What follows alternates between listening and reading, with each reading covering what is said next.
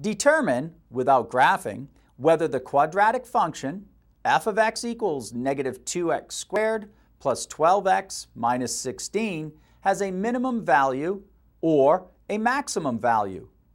Then find the minimum or maximum value and where it occurs.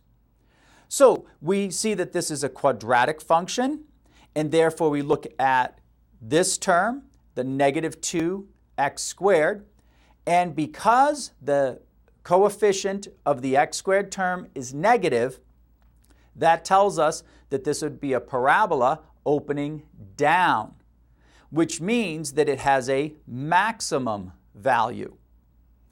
That maximum of value occurs at the vertex of this parabola.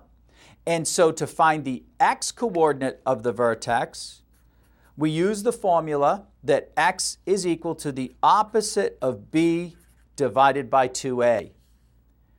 Substituting in those values, the opposite of b, the coefficient of the linear term, 12, divided by 2 times a is negative 2, so 2 times negative 2.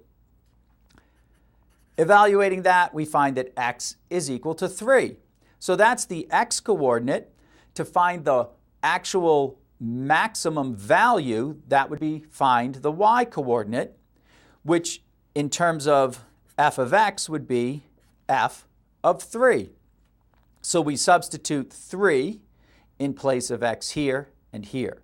So we have negative 2 times 3 squared plus 12 times 3 minus 16. When we evaluate that whole expression, we find that f of 3 is equal to 2. And that means that the maximum value of 2 occurs at x equals 3.